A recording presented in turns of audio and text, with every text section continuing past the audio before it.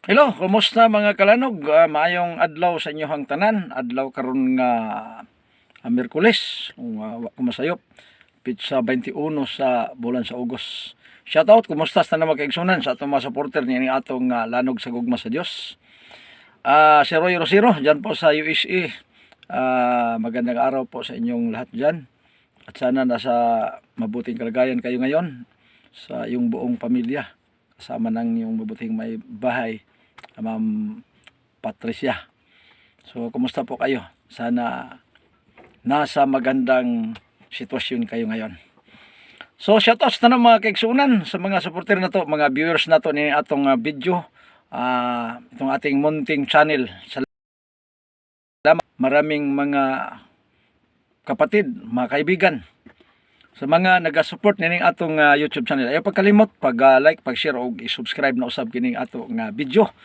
So kini atong hisgutan karon mga kalanog, agig sumpay ni atong naputol na tong bidyong milabay about ni ining the church, the foundation, the pillar and foundation of truth, no? Nga ilag gyud nga gipamugos nga ang simbahan gyud mao gyud kuno ang mao gyud ang pillar and foundation of truth. Sa ato pa una gyud ang simbahan kaysa Biblia, no? Gilitok man gyud ni Darwin Gitgano nga huy, hinumdumi ha, ang simbahan mao ang kamatuoran, dili ang Biblia, no?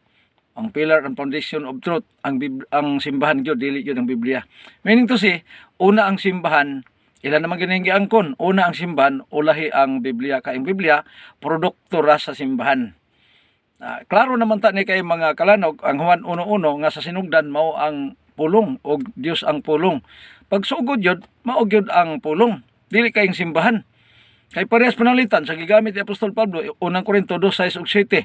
Ang kaalam nga gigamit ni Pablo, kaalam nga sukad wa pa matukod ang kalibutan. Nagpasabot nga kung kaalam sa eskwelahan, wala nga naman kay wa pa may eskwelahan, kay wa pa may kalibutan. Pero ang problema lang, wa pa gani matukod ang kalibutan, naa na ang ilang simbahan sa Romano Katoliko. Mao na mo gawas mga kalanog.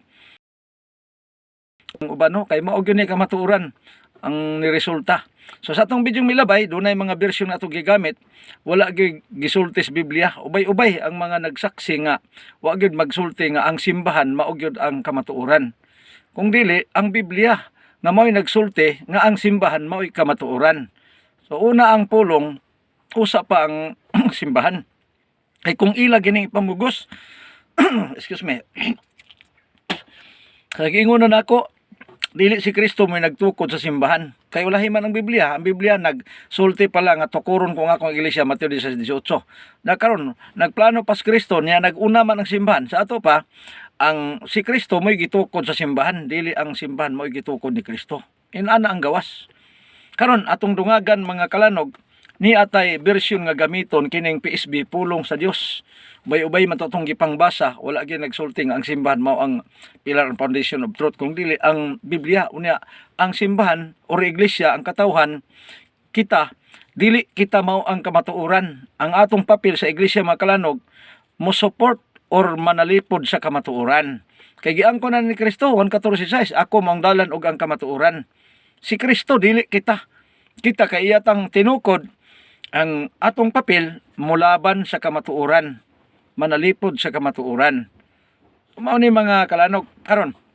Kini nga bersyon ako ning gipili, paborito man pud ni sa atong mga amigo kay man.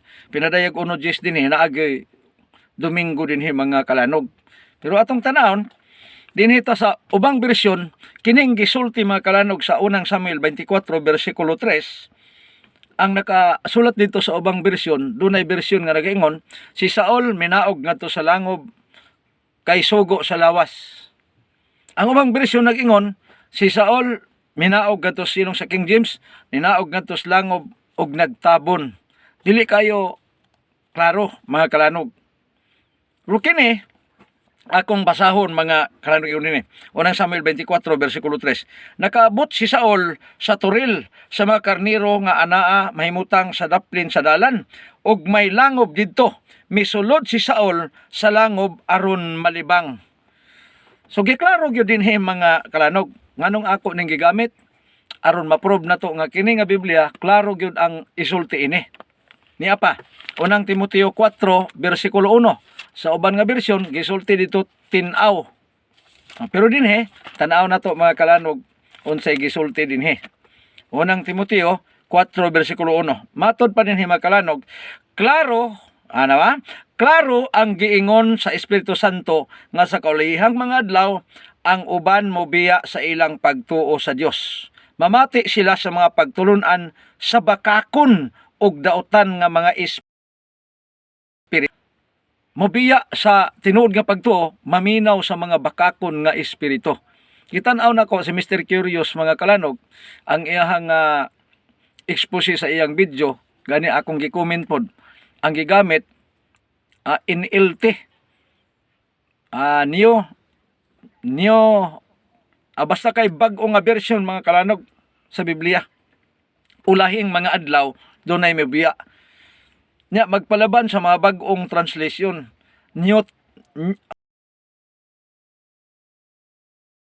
Translation ang gigamit nga nabasa niya nga ang iglesia mao ang sukaranan sa kamatuoran, kasuma sa ilang gibarugan karon. So mao ni nga dinhi klaro ni. So atong tan-awon ang unang Timoteo kapitulo 3 bersikulo 15 mga kalanog. Klarifikasyon ingon pa dinhi. Aron nga kon malangan ako, masayod ka na kon unsaon paggawi sa mga tumutuo isip pamilya sa Dios. Mas nindot nga tayo mga igsoon kay kapamilya gyud. Kita nga mga tumutuo mao ang iglesia. Nakita diing tao kay ang iglesia mga katawhan mga kalanog. Nyori kita nga mga tumutuo mao ang iglesia sa buhi nga Dios. Tanawa unsay gisulti. Ang iyang gisaligan nga magbarog og maglaban sa kamatuoran. Mao ni mga kalanog ang tinuod. Dili kay ang simbahan mao ang kamatuoran. Ang simbahan urang iglesia ang katawan mulaban sa kamatuoran. Kay ang kamatuoran mao si Kristo. Juan 14:6, ako maong dalan og ang kamatuoran. Nakaron sunod 17:17 sa 1. Balaan na sila pinagi simong pulong, kay imong pulong mao ang kamatuoran. Gisulti ni Kristo, Mateo 4:3 ug 4. Mao ni nga ang prinsipyo nila taliwas yun kaayo. Tanawa, mas labaw pan lang tuuhan kadtong dili mabasa kay tradisyon kuno. Ang gisulti sa ni Mr. Curious, ingon pa niya mga kalanog sa Juan 21:25, daghan pang wala masulat dinhi sa Biblia. O di man ta mo supak ana mga kalanog. Pero but bang sabton nga kadtong wala masulat, mahinuoy mas importante pa kaysa nasulat. Mindset unta. Pero ang problema lang kay lagi di ban makabarog dinhi sa Biblia ang ilang pundasyon niya, giangko lang produkto. May bulong ka makalanog. Kay og produkto pa nila ang ilang doktrina mukaon og baboy. Kay gihinluan na. Nya nganong gisulat pas Biblia dapat kay produkto man nila. Dapat unta ang isulat nga ang baboy ipakaon sa bagong tugon. Ang baboy gihinluan na. Karon dili pud klaro. Produkto nila nga way klaro. Nga naman, di man kakabasa nga ang baboy gihinluan na. Buhat 10, wala. 7:19 sa Marcos, wala mga kalanog. Kolosas 2:16, wala. Nya kanang 10:25 sa unang Korinto, wala gihapoy baboy dia. Wala gyapon. 14:17 sa Roma nga may ilang gisaligan nga dili kuno pagkaon kundi pagkamatarong. Wala kuno'y labot sa pagkaon sa gingiran. Tama, walay labot sa kaluwasan ang pagkaon, pero may labot sa kalaglagan. Nga naman, Isaiah 66:17, kung ila pa ning produkto, giunay ra sila mga kalanog. Nga naman, sunogon ang nagkaon og baboy og mga dulumtanan. Manang ingon ako sa Deuteronomy 14:2-3 nga kay ikaw usa man kakatawhan nga balaan, dili ka magkaon sa mga dulumtanan, mga mahugaw. So, mao ni nga ang doktrina nagkamali-mali kay ang simbahan na may gisunod dili man ang pulong sa Dios. Ningon, kompleto na ang Biblia. Kompleto kung do na may wala masulat. Nganong adto magyud ka motuos wa masulat nga niya amang gyud nasulat mga kalanog. Mao nang mindset lang unta. Pero lahi gyud sila og pagpamalandong tungod kay lagi do na may sa Roma 2:5 tungod sa kagahi sa imong ulo nagtigom ikaw og silot. Nagtigom pa ni sila mga kalanog. So di po nato sila butan kay nga naman 29 unos proverbio tungod sa katikig sa imong liog, tikig magpangaliog. Unya bisag unsaon ni magpasabot Malakias 2:8 kamong mga pari may biyas kamatuuran. Ang city ilang angkonon nga Romano Katoliko pero sa 8 na di na mo angkon kay wa pa kunoy Katoliko anang panahon na mga pari kuno na Sudiyo. Tan-awar gyud ni pag abot sa 3:3 sa Malakias akong mabasa ko mga pare limpyuhan o tanaw mo angko na pod nga Katoliko na po ng paria pagka wagi klaro murag si Mr. Argesino no shout out nimo Mr. Argesino Mr. Objection grabe gyud ito mga pangarasti. So makalanog mahinaot ko nga do na mo napupunin nimong video agi og pagpasantop nga kining Biblia nagsulti nga kitang iglesia mga tao. So mga tao man ta gitukod ni Kristo sakop sa iyang iglesia nga mao ang kamatuoran nga si Kristo mulaban tas kamatuoran dili kay kita maoy kamatuoran.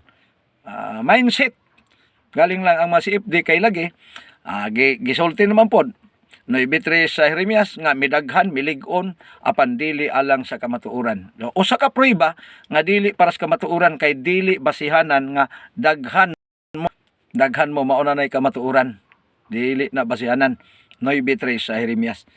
So ang Dios magapanalangin ni nga maong video og daghang salamat sa atong pag-views nini manghinaot ko nga makakuha kamo mga pagtulunan. Kini si Brother sa apa sa lanag sa gugma sa Dios magaingon ang lapad og dako nga gugma sa Ginoo magbugkos kanatong tanan. Ikalimot i-like, i-share og i-subscribe usab. Bye bye. God bless mga inigugma mga kalanog.